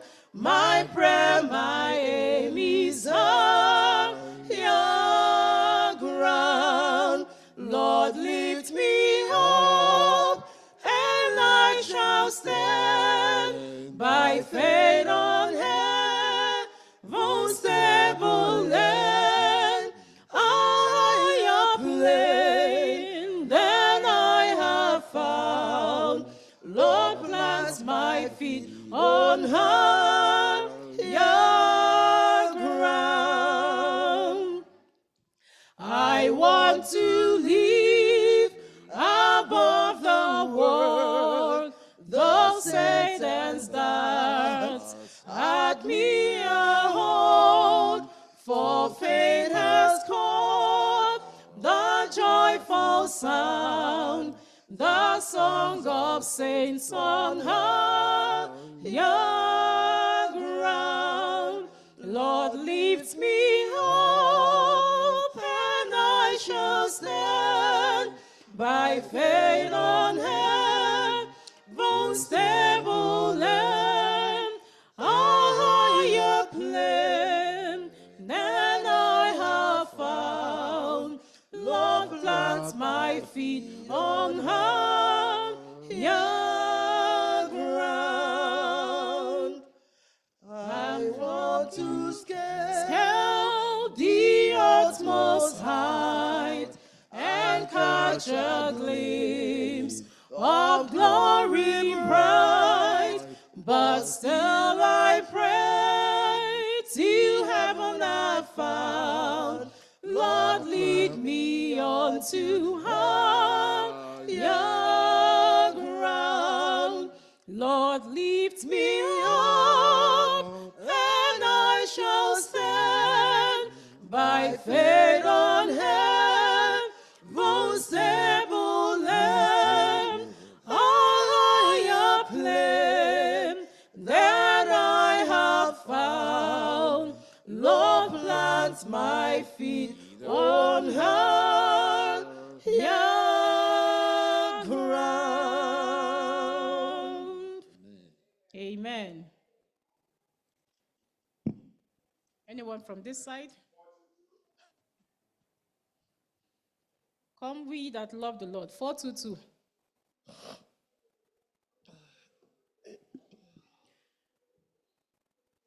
We're marching upward to Zion, the beautiful city of God.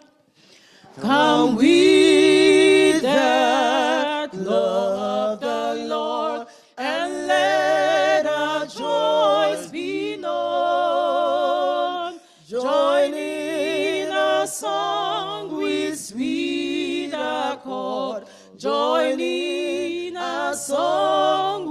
sweet accord, and all surround the throne, and all surround the throne. We are marching, we're marching to Zion. Beautiful, beautiful, beautiful Zion. We're marching upward to Zion, the beautiful city of God. Let those refuse to sing who never knew our God, but children of the heavenly King, but children of the heavenly King may speak their joys abroad, may speak their joys abroad. We are marching, we're marching to Zion. Beautiful, beautiful, beautiful Zion. We're marching upward to Zion, the beautiful city of God. The hills of Zion yields 1,000 sacred seats. Before we reach the heavenly fields, before we reach the heavenly fields, I'll walk the golden streets, I'll walk the golden streets. We are marching, we're marching to Zion. Beautiful, beautiful, beautiful Zion. We're marching upward to Zion, the beautiful city of God. Then let our songs abound, and every tears be dry. We're marching through Emmanuel's ground. We're marching through Emmanuel's ground to fairer walls on high, to fairer walls on high. We are marching, we're marching to Zion. Beautiful, beautiful, beautiful Zion. We're marching upward to Zion, the beautiful city of God. Let us rise as we wait on the choir.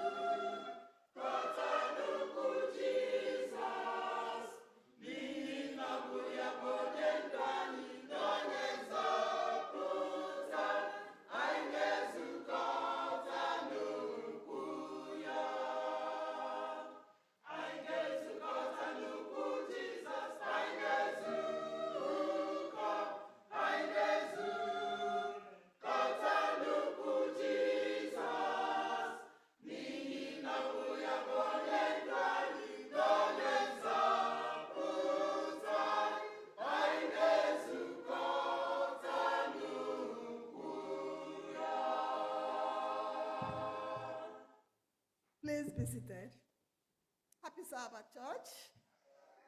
Happy Sabbath, Church of God. The Lord is good. And all the time. And that is his nature. This is the Lord's business. We have just few announcements or some announcements for today. We welcome everyone to today's worship, our guests, and the regular members. May we continue to live a life of obedience, prayer, expectation, rejoicing, and triumph. Remember, this is your year of celebration and jubilee. Amen?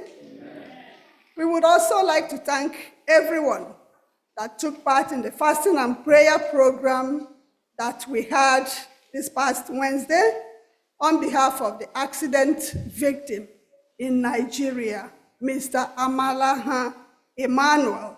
It was a spirit-filled session. And it is with heavy heart to announce that Mr. Emmanuel Amalaha passed away yesterday. The family of Elder Wampa extend their appreciation to everyone for interceding on behalf of Emmanuel.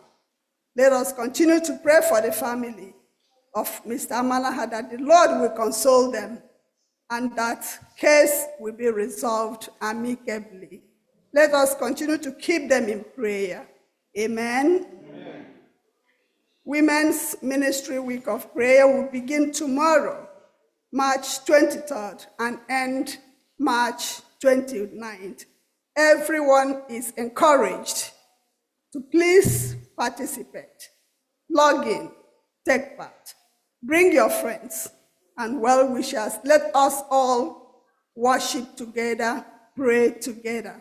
The time is Sunday through Thursday, 8 p.m., Friday, 7 p.m., and the theme is Overcoming by His Grace. Overcoming by His grace.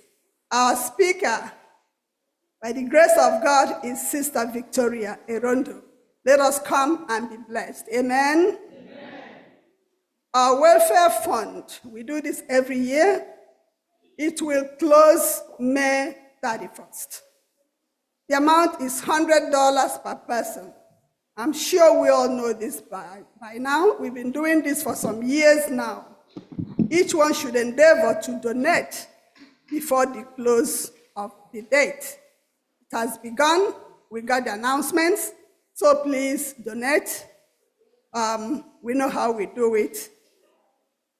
The weekly prayer meetings, endeavor to attend midweek prayer.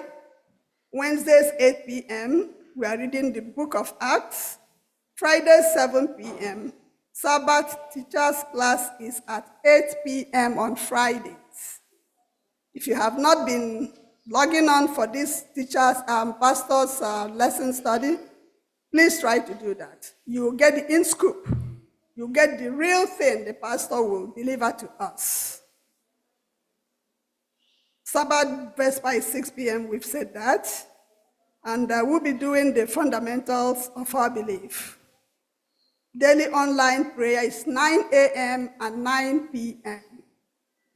9 a.m. and 9 p.m. And the prayer line is 205-825-9887. Access code 566054. We have some upcoming events. March 23 to 29th, like we have said, Women's Ministry Week of Prayer. 29th is the 13th Sabbath.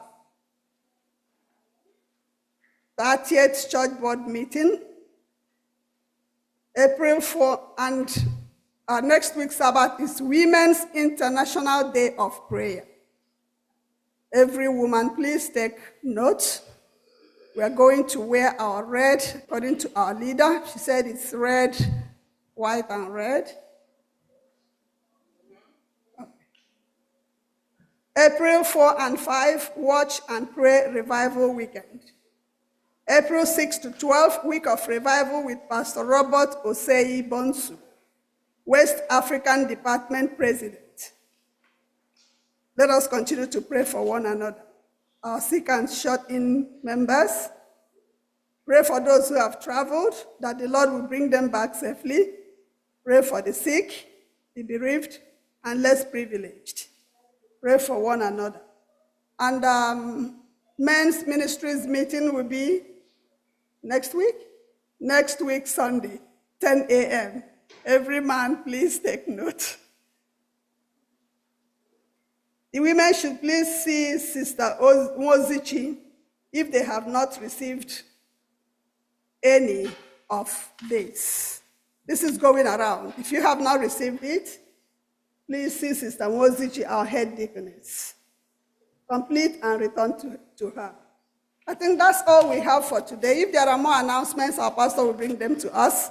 I pray that God will continue to be with us as we worship him in truth and in spirit. Amen.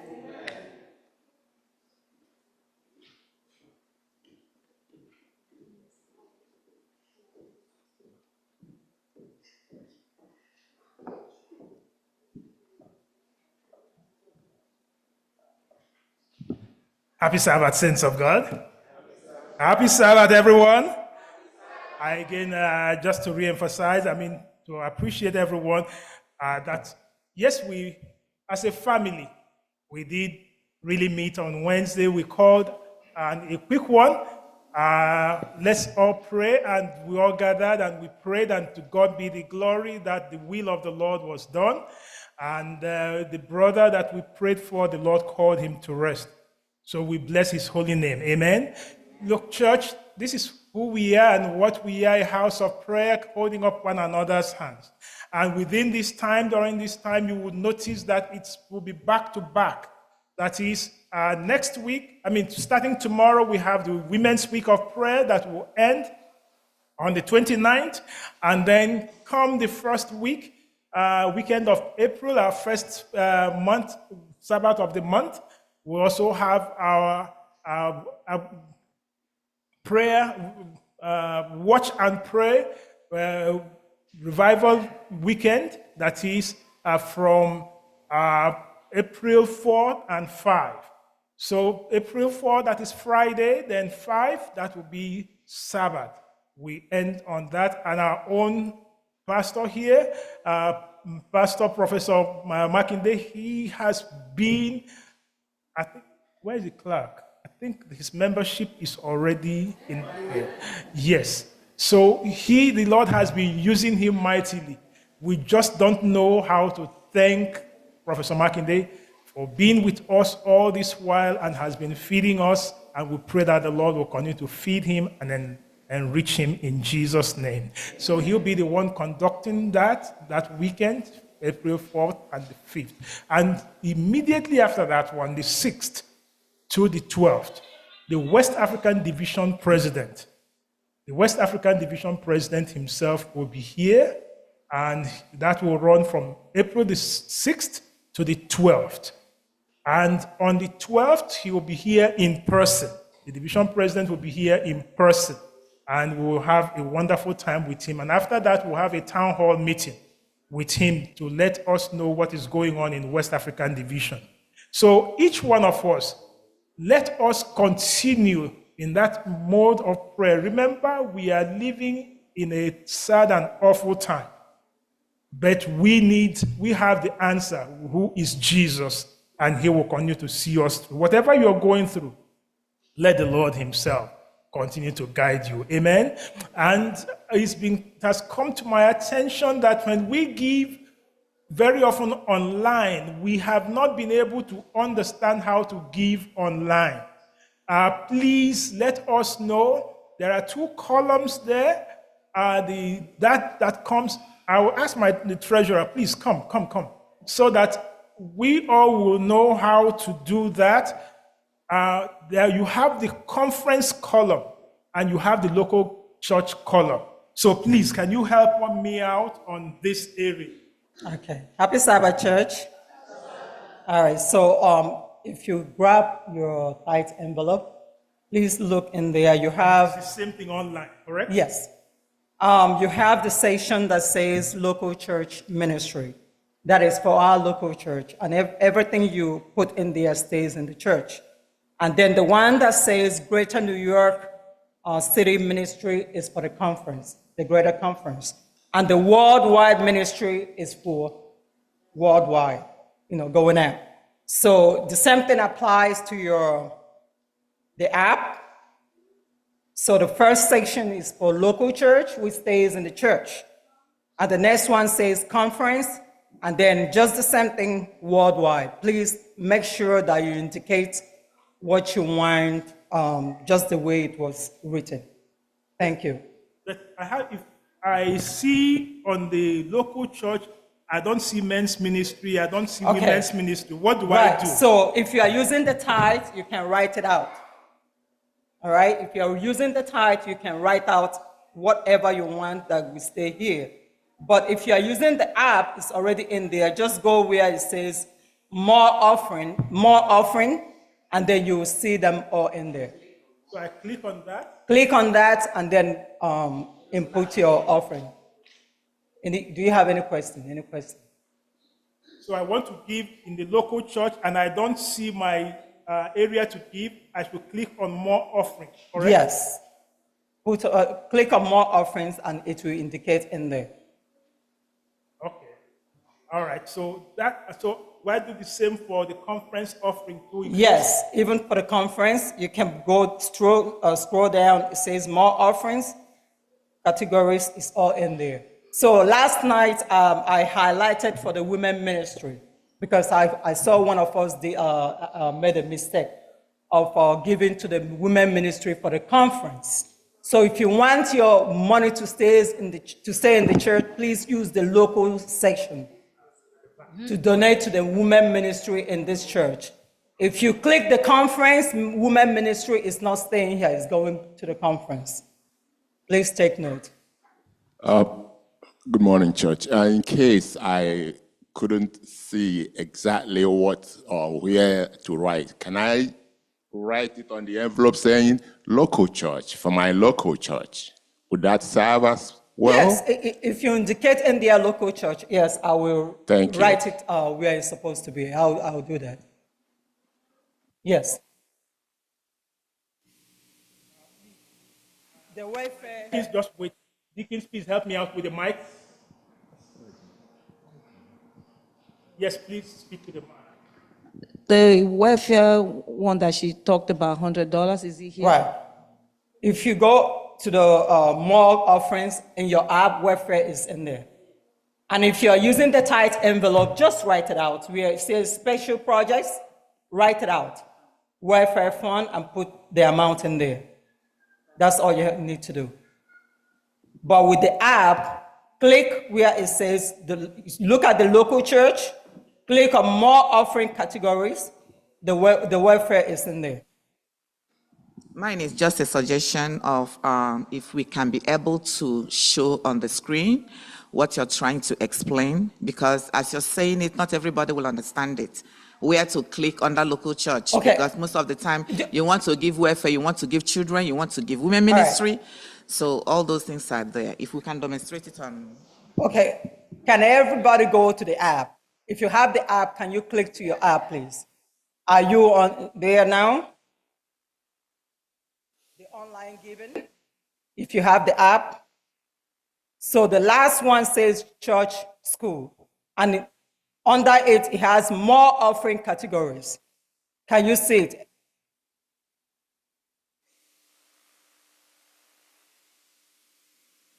So mine is saying more offering categories. So if you click on it, you have more offerings in there. Okay, right. Okay. Are we all together now?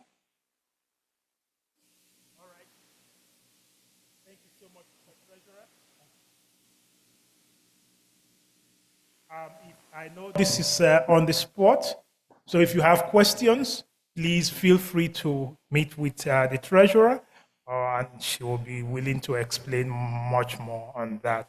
Yes, thank you, everyone, and may we continue to look unto Jesus, who is the author and finisher of our faith. Happy Sabbath, everyone. And to our guests, I just want to use this time to welcome every one of you to church. And for our online members, just know we do appreciate you and thank you for making First Igbo Church your place of worship. And the Lord you have come to meet will bless you much more. In Jesus' name. Happy Sabbath, everyone.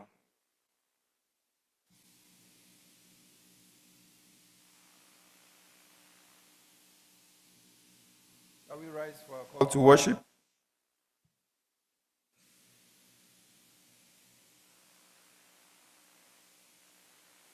I'm reading from Revelation chapter 14, verse 6 and 7, and I'm reading from the New King James Version.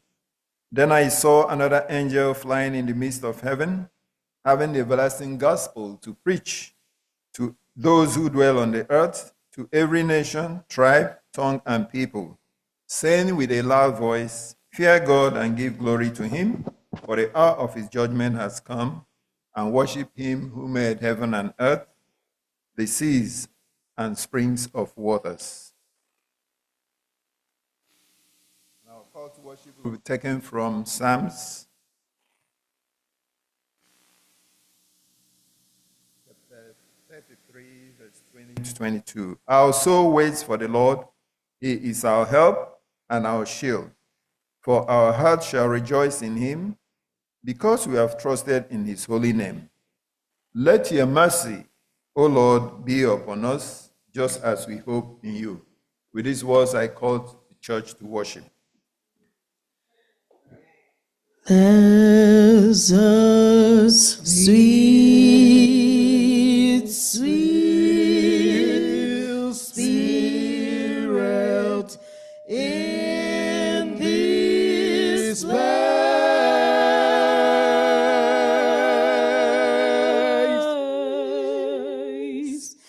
And I know that it's the Spirit of the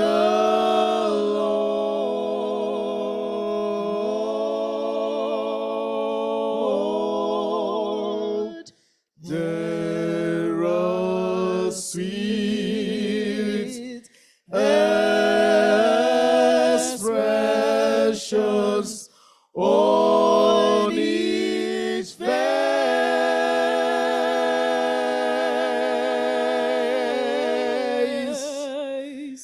and I know they feel the presence of the Lord.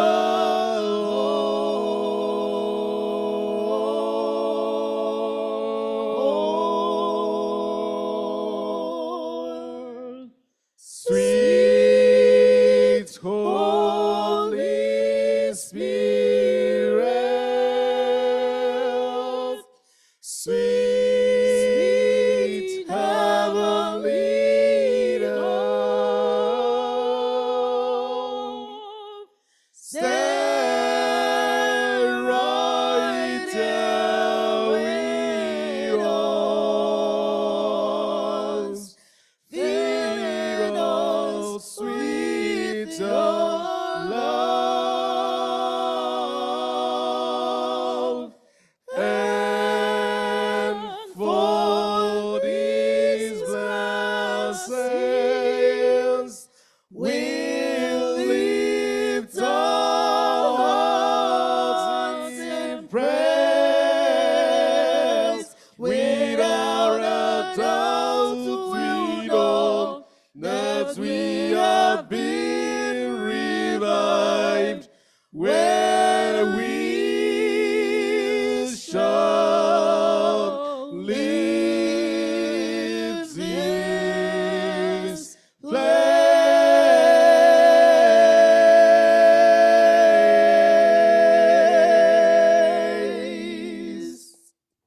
Before Jehovah's awful throne will come this morning, the first Igbo church at home and abroad will bow with sacred awe, knowing that the Lord, He is God alone. May we be acceptable in our thoughts, in our words, and in worship. In Jesus' name we pray. Amen.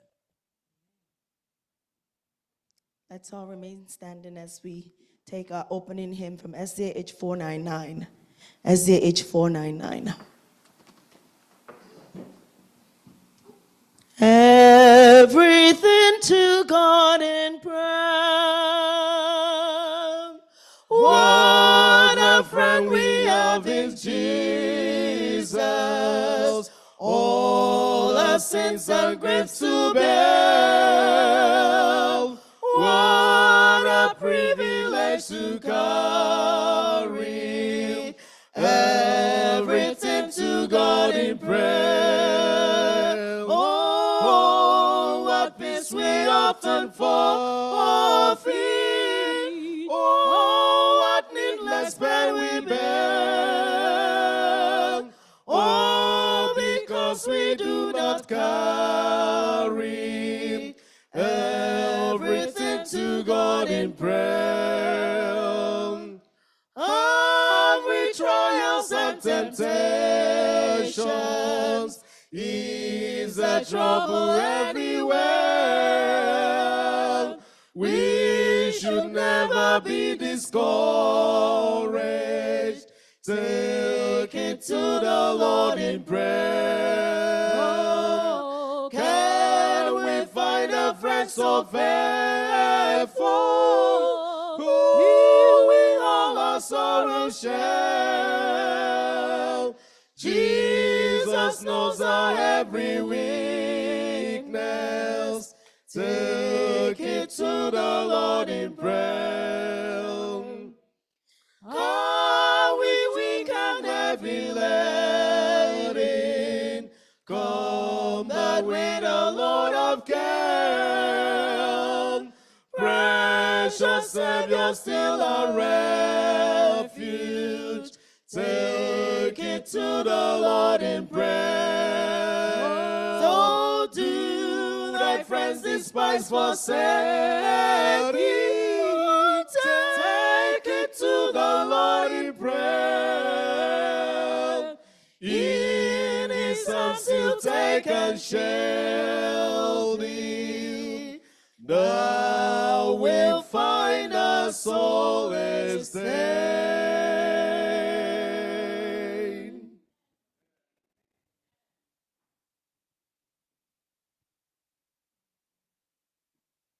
Happy Sabbath, everyone. Our Bible reading will be taken from Psalms 47, verses 1 to 9. And it reads, "O clap your hands, all ye people. Shout unto God with the voice of triumph. For the Lord is most high is terrible. He is a great king all over all the earth. He shall subdue the people under us, and the nations under our feet. He shall choose our inheritance for us, the excellency of Jacob who he loved. Selah. God is gone up with a shout, the Lord with the sound of a trumpet. Sing praises to God, sing praises unto our kings, sing praises. For God is the King of all the earth. Sing ye praises with understanding. God reigneth over the heaven. God sitteth upon the throne of his holiness. The princes of the people are gathered together, even the people of the God of Abraham. For the shields of the earth belong unto God. He is greatly exalted. Amen. Home ye this consolate,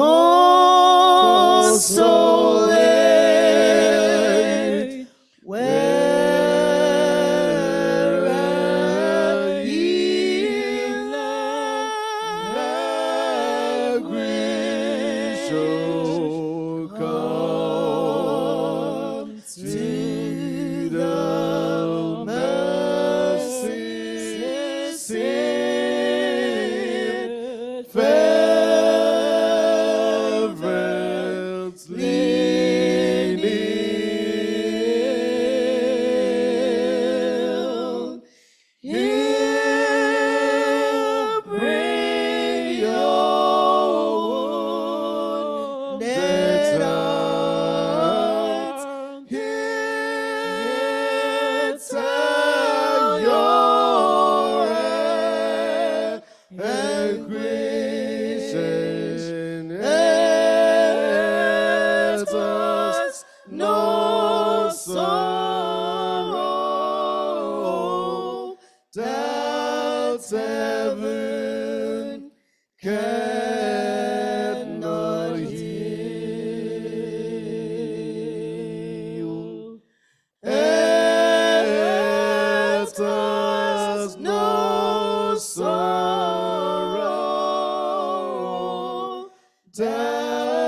heaven cannot hear you. Let us pray. Our Father and our God, we thank you. We cannot thank you enough for your love for us.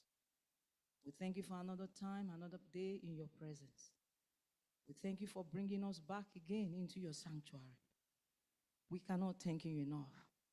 This is something that money cannot buy. All our riches and wealth cannot buy it.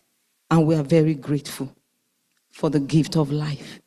We thank you so much for what you did in the last Sabbath up to the time that we are back here again. For every day, every second, every hour, every minute that we left here last Sabbath, for every miracles, for every testimonies, Father, we say thank you. We are returning back to say thank you on behalf of each one of us, our family members, of the church, of the young, of the old, of the male, of the female, to the elders, to the pastors. Lord, we say thank you for everything that you have done. Hitherto, we say thank you. You say to us that let our thanksgiving be more than our request. We are grateful. We are grateful, oh Lord. We are grateful, oh Lord, for all you have done for us. We are grateful, oh Lord. Can we say it one more time to you? Say, I am grateful, Lord. I am grateful, oh Lord. I am grateful, oh Lord, for all you have done in my life. I am grateful, oh Lord. Let's sing as a church now in one accord. We are grateful, oh Lord. First Igbo is grateful, Lord. We are grateful, oh Lord, for all you have done in our lives. We are grateful, oh Lord. If you stand between now and tomorrow and begin to count all that you have done for us, time is not enough. For from the depths of our hearts, we are grateful. For all the prayers that we offer that you answered in your own way, we are grateful. For the one that thought we look as if that, did God not hear? No, you know all things, and we are grateful. We are grateful. We ran into you, we call upon you, and you answered. We are grateful. We thank you. We thank you. Thank you for every member, home and abroad. Lord, we say thank you. Thank you so much.